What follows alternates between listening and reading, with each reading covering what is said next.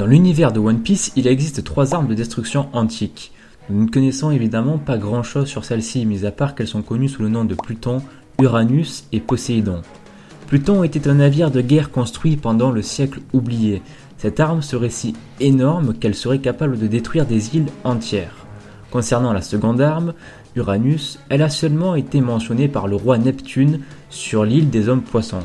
À l'heure actuelle, nous n'en savons pas plus. La dernière arme, Poséidon, est en réalité un pouvoir, un don détenu par la princesse Shirahoshi.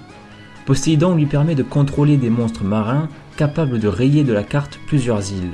Aujourd'hui, nous allons nous intéresser à l'arme antique Pluton, convoitée par le corsaire Crocodile. Cette arme se trouverait à Alabasta, cependant l'endroit exact n'a pas encore été dévoilé. Nombreuses sont les personnes qui ont tenté de mettre la main sur Pluton.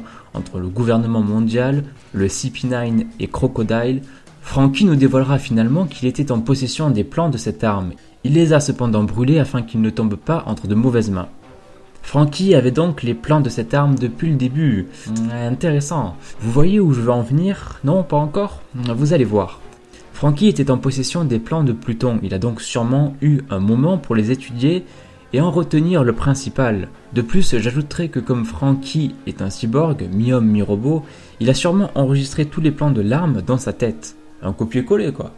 Et du coup, et si Franky s'était carrément inspiré de Pluton pour construire le Thousand Sunny?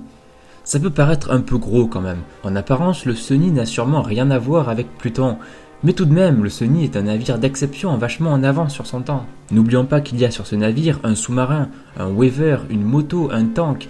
Et surtout, n'oublions pas les plus importants, le coup de burst qui a permis à l'équipage de se sortir de plusieurs situations désespérées.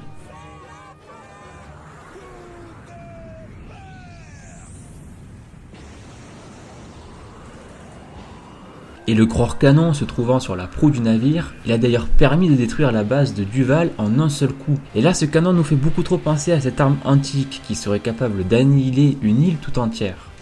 Le Sunny serait donc grandement inspiré de l'arme antique, ok.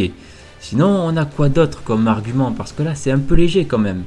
Imaginons que Franky n'ait pas pu mémoriser les plans de l'arme antique, parce qu'il les a reçus beaucoup trop tard, donc ce n'est pas possible. Eh bien, ce n'est pas si grave en fait, car il ne faut pas oublier que Franky n'a pas été le seul à construire le Sunny. Iceberg et son équipe étaient là, et n'oublions pas qu'il était lui aussi autrefois le possesseur des plans de Pluton. Donc entre Franky et Iceberg, ils n'ont sûrement pas eu de mal à le reconstruire. Alors attention, je ne dis pas que le Sunny est la copie exacte de Pluton, non, mais plutôt qu'il en est fortement inspiré et que les matériaux et outils utilisés sont probablement les mêmes. La théorie paraît crédible et il fallait y penser. Donnez-moi vos avis dans les commentaires. Selon vous, est-ce que Franky et son équipe se sont inspirés des plans de l'arme antique Pluton pour réaliser le Thousand Sunny? Merci d'avoir suivi cette vidéo et à vendredi prochain, 18 h.